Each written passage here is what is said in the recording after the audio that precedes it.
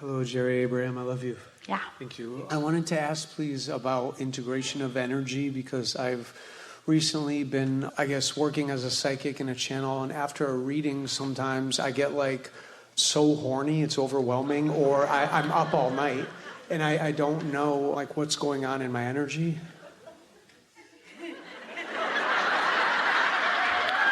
This is not a look of disapproval. There's just a lot to unpack here. Because we want to talk about the sophistication of this law of attraction field and how many things that you've lived and that are still active within you, everyone, and how really good the law of attraction is at gathering them all up. So if you are really in tune with your inner being, and that means you are 100% on the upper half of the emotional scale, then only things that are 100% on the upper half of the emotional scale would be your experience while you're channeling or while you're interpreting. So describe to us a sort of scenario, this mixture of energies, because you don't want to get your head in that game. You don't want to get your physical head in that game. Yeah, thank you. Or any other of your physical parts. Thank you. Before I do a reading with someone, I do lists of positive aspects. I do many focus wheels. I do Qigong. I get myself into a state of unconditional love. But then sometimes afterwards, it's like, I don't want to say, I guess it's almost like, it's so wonderful, what I'm doing, watching myself, that I get so excited that I either just become incredibly horny. I don't know, how to just go to sleep, because I don't, with my chi and everything, I don't. Or sometimes I'm just so excited I can't fall asleep. Well, the sensation of more energy moving through you than you're accustomed to is what you're describing. It's just more energy. Sexual energy is a strong energy, and it's also mostly an aligned energy.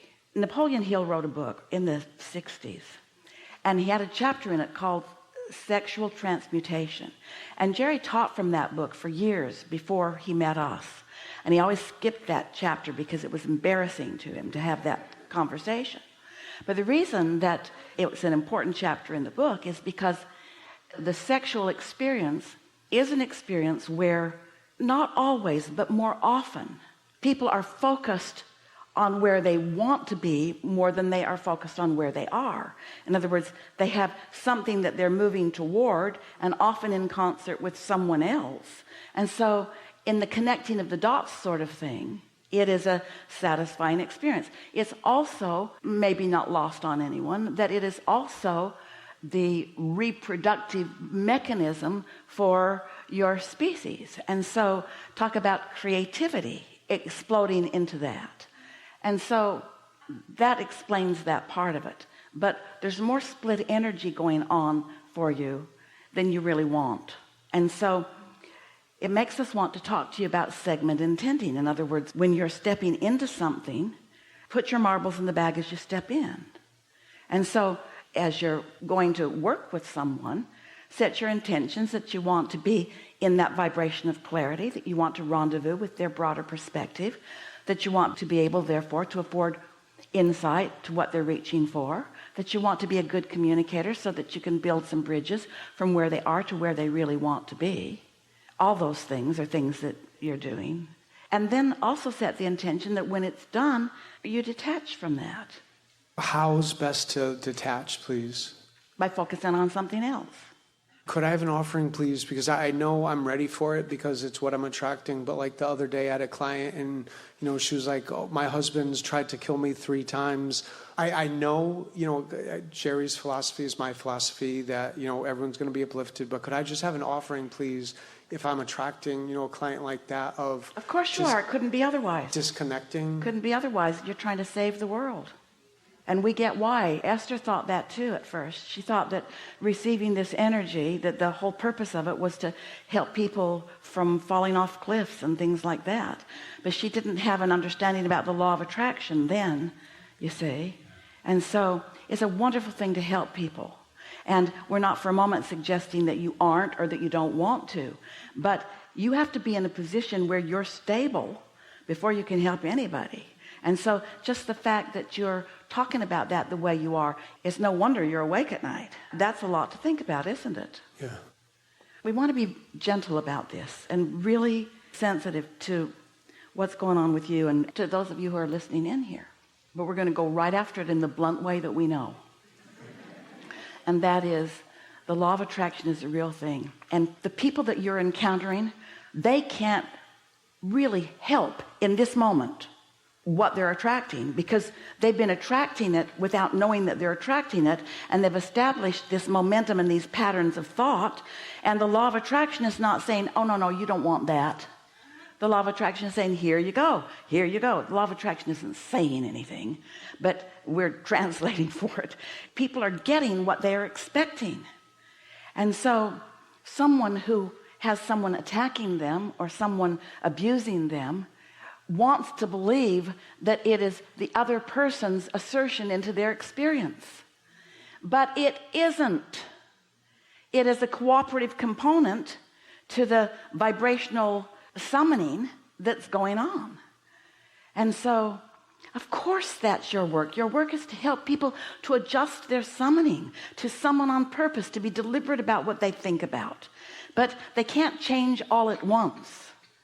No one can all of a sudden stop the momentum. It's like the story that we tell about you're in San Francisco and you've decided to take your car to the top of the hill and you can see the bay way down there, and you decide just for fun you're going to take it out of gear and take the brake off of it, and then you're just going to see how much power you have and you're just going to nudge it from behind. Sure enough, the car starts to roll a little bit, and you know, because you know about the law of gravity and the law of inertia, you know about these consistent laws, you know that you're going to reach a tipping point where that car is going to get away from you and it's going to go right into the bay. And you know that even if you ran out in front of it, that you couldn't stop it, it would run right over you because there's momentum involved. But you're smart enough to know that if you catch it early enough, if you step out in front of it and it bumps up against you, you stop it, you caught it before the momentum took it further. Well, a lot of people have a lot of momentum going. They didn't stop it at an earlier stage, but they still can.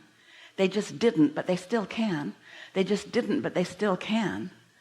And so as long as your message is that you can get to where you want to be, you heard us with our friend earlier.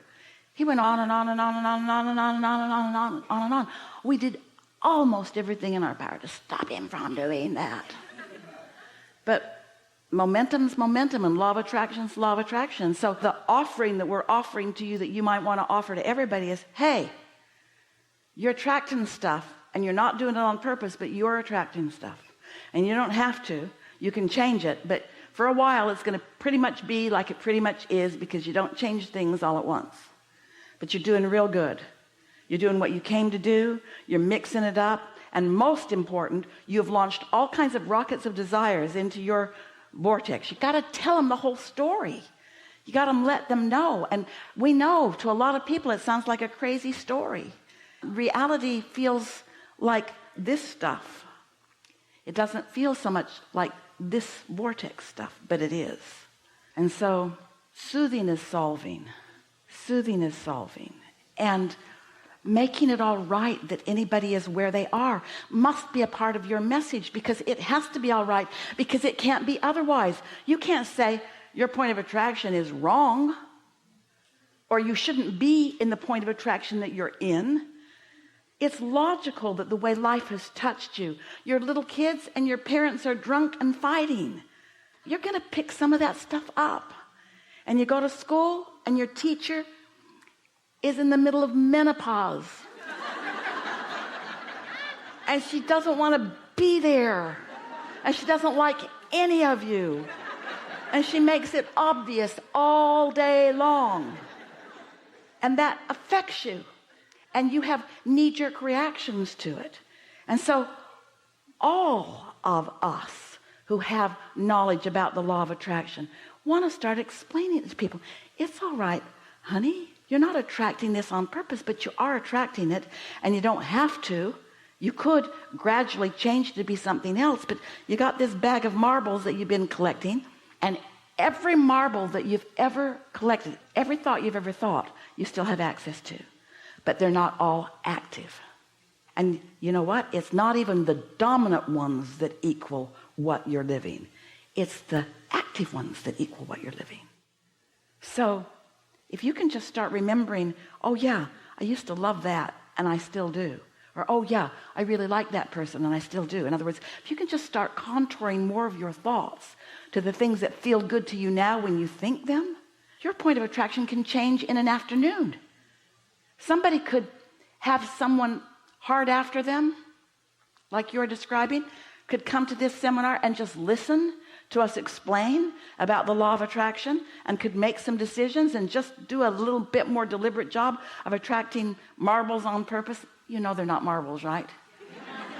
It's just an analogy that makes it easier and a little more entertaining. Your point of attraction, you are in charge of the thoughts that you think. You are in charge of the thoughts you think. You can't control your government. You cannot control the weather. Well, you sort of can. You can't control what other people are doing. You can't control what other people want. You are not anybody else's point of attraction, but you are yours, and you are a teacher, and you are an uplifter, and you have a vortex that is enormous, and you can align with it, and you weren't when you asked that question, but you are now. Yeah? Yeah. We really want you to hear, everybody's got their way about going about everything. There's not one way that's righter than any other. And you've created your relationship with every one of you has created your relationship with your inner being in your vortex version, and it's up to you to sort it out. And you can feel better than you do. And if you want to feel better, then go after it. And when you deliberately feel better, you're going to see results of it. And the better you feel, the more you benefit the people around you. This is a really good time for a segment of a session.